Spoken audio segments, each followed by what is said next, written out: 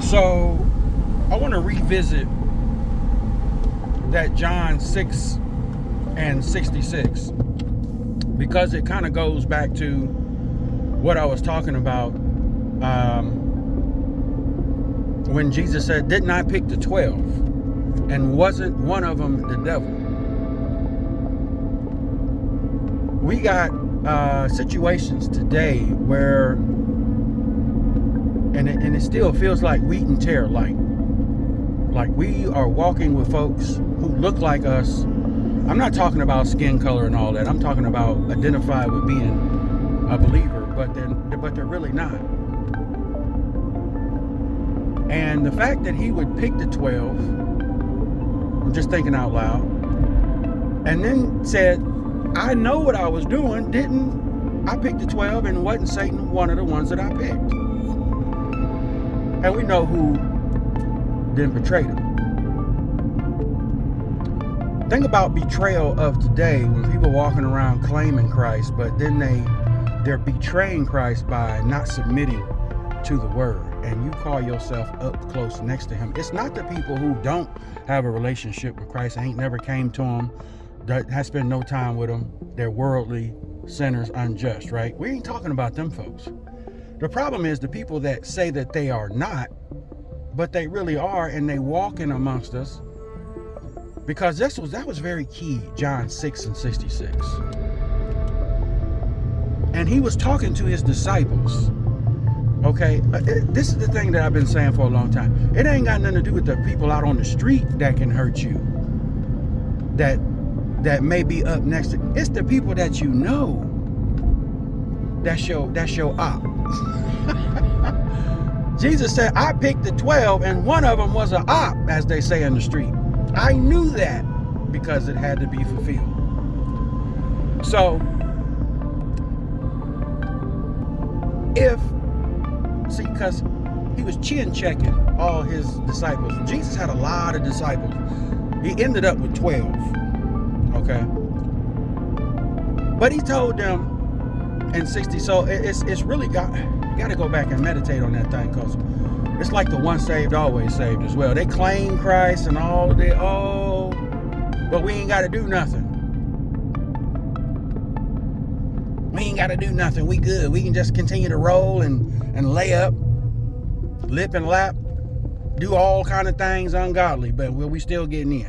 He told them disciples, I'm thinking out loud, he said, "Only way you could have came to me was through the Father. You didn't come to me on your own."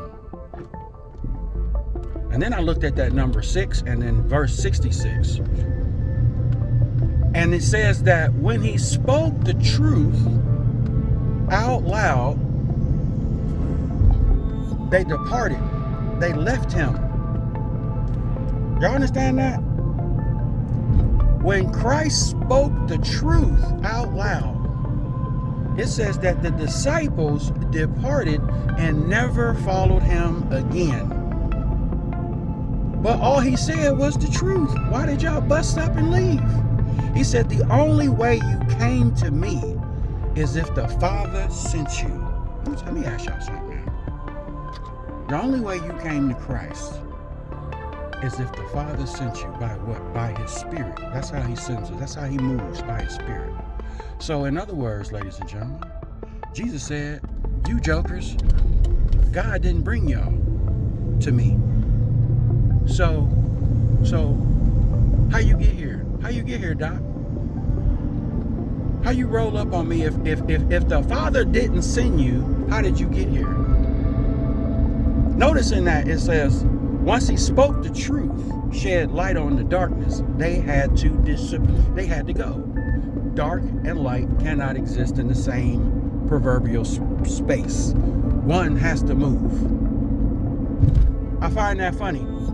Here we are talking about the Gentiles and the Jews, and I keep saying, folks, the Holy Spirit been giving me more edification on chapters and verses, and it's like, when you're reading the word, know who the audience is that's being talked to at the time. That's never been taught to as well. A lot of people are reading the word, but where the confusion comes in at is because people don't understand the context. This is very important. Context. Yes, the Bible is full of content, but it's the context that is misunderstood. And this is the reason why we have a lot of arguments, a lot of disgruntled things going on in the community, because people are under the wrong understanding. Jesus said, whosoever comes to me will be saved, gives his life or her life, whosoever. But the only way you got here, so who sent you? If the Father didn't send you, who sent you? Now, I look at that verse and I say, okay, Lord, are you telling us to call out Satan and his works? Identify when he's trying to do stuff, when he's trying to move. But the only way we identify with that, ladies and gentlemen, is to use the Spirit to test lowercase the smaller spirits.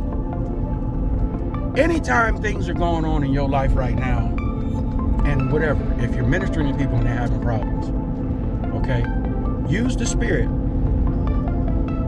Flat out, use the Spirit. And when you use the Spirit and you're calling things out, just as Jesus gave us an example, those disciples left. And here's the critical part about what is going on in that verse. These were so-called disciples, y'all. These were so-called the well-to-do righteous. Well, you wasn't so righteous when Jesus called you out. So, just like those once saved, always saved. Okay, and everybody else that believes that garbage doctrine, I ain't got to spend no time, I ain't got to do none of this. You will depart from him. He is going to dismiss you. Y'all better understand that. He had many disciples, y'all. Many disciples is what he had. He ended up with 12, and he picked them. And a lot of times, he really didn't have to pick them by saying, you on the squad, you on the squad, you on the squad. No, he picked them based on their spirit. But here's the thing, man. Even though he picked these folks, he knew off rip that there were going to be people who betrayed him.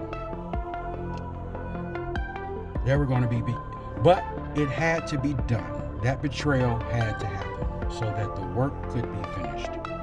But in the midst of all of his trials and tribulations then Jesus went through, we should be using those as they say, samples or examples on how to take inventory of our life and people who are hanging around us that may be an anchor that may keep us from going up.